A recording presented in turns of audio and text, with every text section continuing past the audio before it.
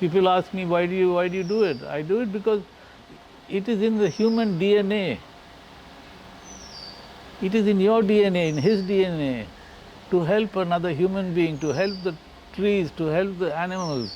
We have to share, not give charity. Charity is a very demeaning word.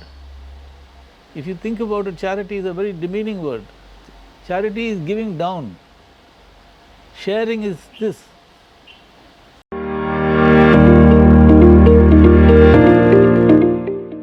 As I was telling you, sir, a friend of mine is from Uttarakhand, and he showed me a video of yours.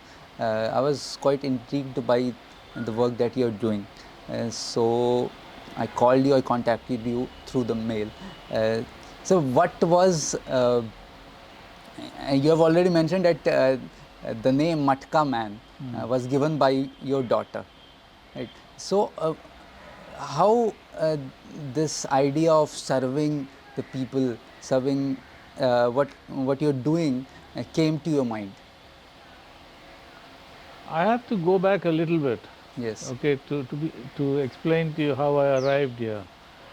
I don't know if you all know, I'm a cancer patient. I'm a cancer survivor. And I lived in England for 32 years. So I got cancer when I was in England. Yes. Yeah, you know, cancer means death, you know. So that worry was there. Being in England must have helped. Not particularly now. Cancer even here is treated well, you know. Okay. There I had private insurance, so it was treated very fast.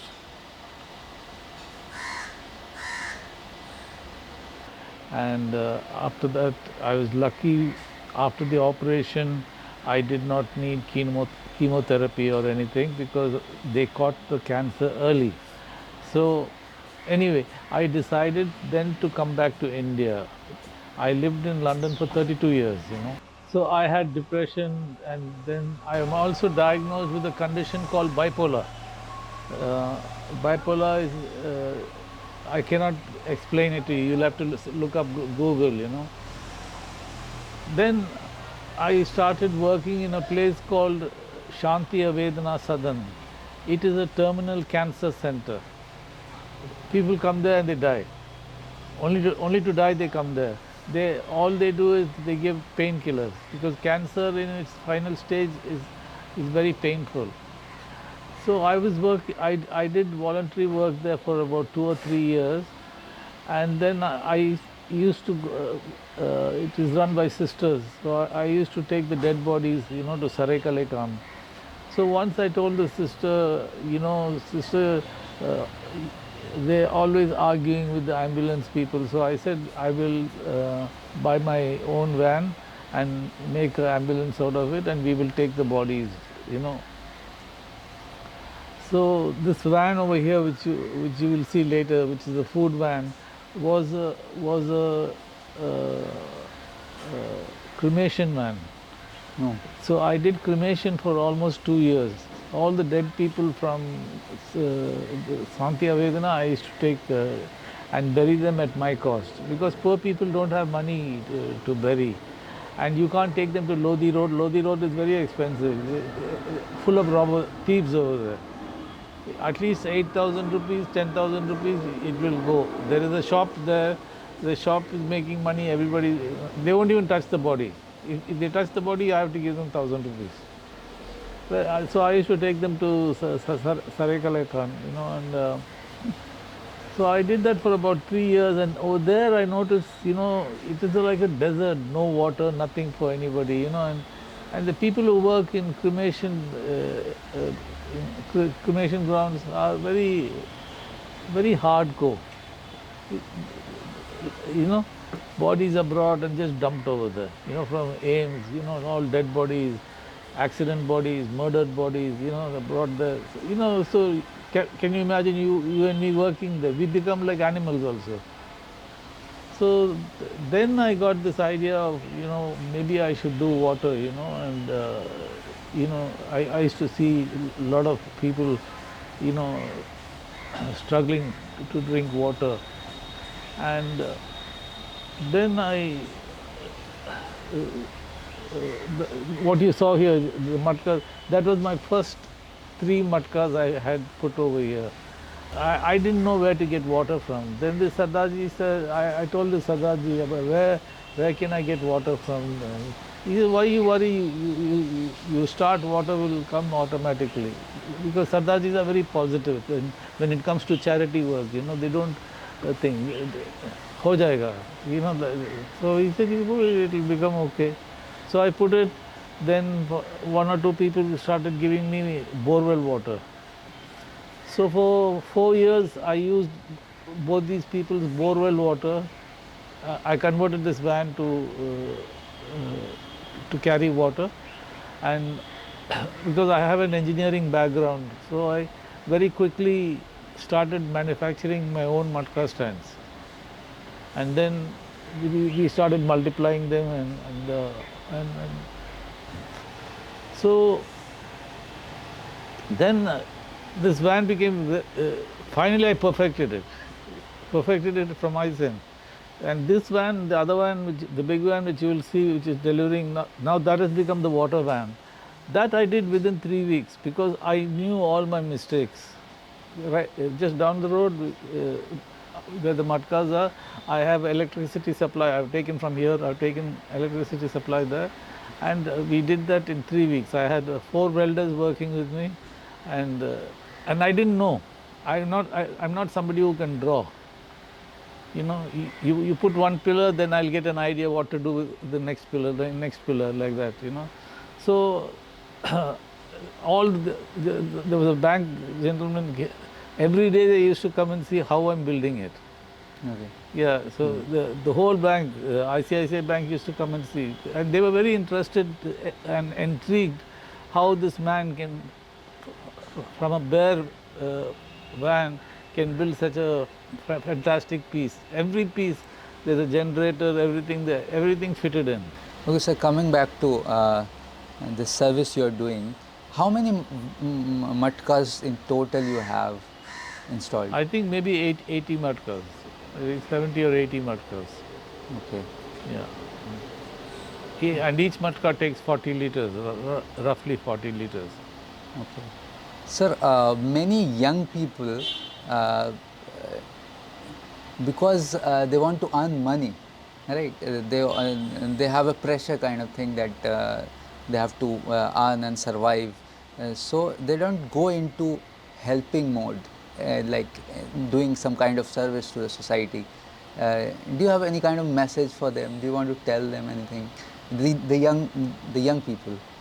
See, I don't know if me telling the young people is going to make any difference. I think a lot of this has to come from the family, their own family. You know, their father and mother.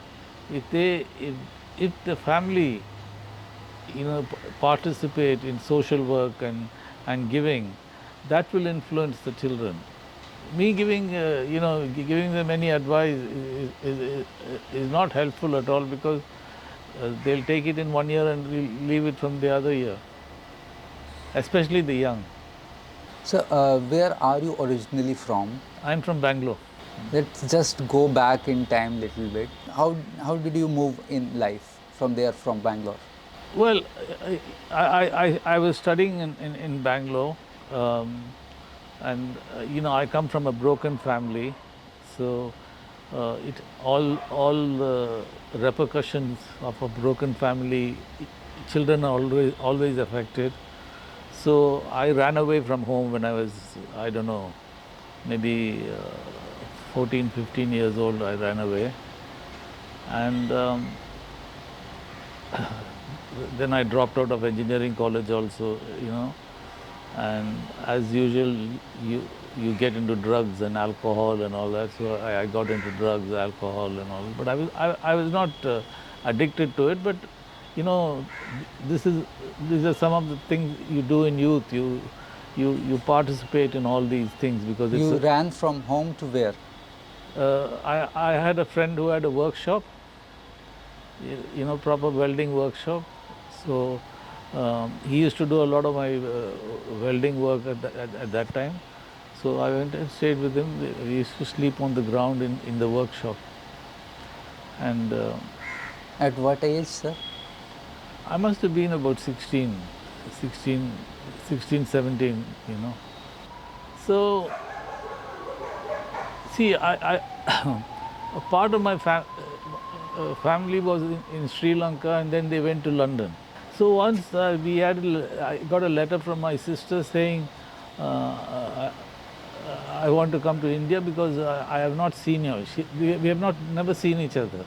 I'm going forward about 5 years, you know. So she said, I want to come and see my family, my father and all that. So she came down to Bangalore from London to meet us. So then I met her. Then I said, by then I'd ruined my career, my everything, my engineering, everything was finished. I had no thing. So there was always this talk that, you know, abroad there are a lot of opportunities, and so I said, you take me to England. What were you doing there?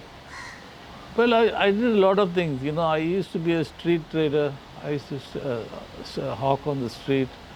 Then I was a truck driver. I was doing trucking, you know, those big trucks I used to drive. And then I managed to get a shop in what you call Oxford Street. Oxford Street is called the Golden Mile. It's like Connaught Place of UK. So I got shops in Connaught Place and all that, and then I became very successful. I made a lot of money, and you know, but I did not handle it properly. You know, like what a typical Parsi businessman or a Marwadi businessman would do. You know, when you make money, you handle it. You know, you handle those resources, and then I didn't, because nobody taught me business. You know, it was all self-made. Anything you want to change? My regret is that not enough people have seen. Hundreds of people see me every day. Every day my wife says, oh, somebody came and said, you are Matka Man's wife. She says, yeah. Even today, 2 people on the road, they say, excuse me, are you Matka Man's wife? That's fine. But have you changed? You know what Matka Man is doing. You know what he's doing. Have you personally changed? Sir, you have so much experience. I just want to ask you, can you give just one life mantra that you have learned after experiencing so many things? Just one life lesson. I think the most important thing for us is we have to be sincere and transparent. We should not wear a mask. Most of us wear a mask. Yeah. If you are transparent and sincere, especially in the work I'm doing, you know, the poor man, he knows when you're cheating him. He knows when you come for a political vote. He knows, because he's been cheated all his life. Nobody has given him any respect. They don't know what respect is. They just come, whatever you're giving, aloo parota, take it, eat it, and go away without any happiness in it, you know. You have to give it so that they feel happy, they feel content, you know.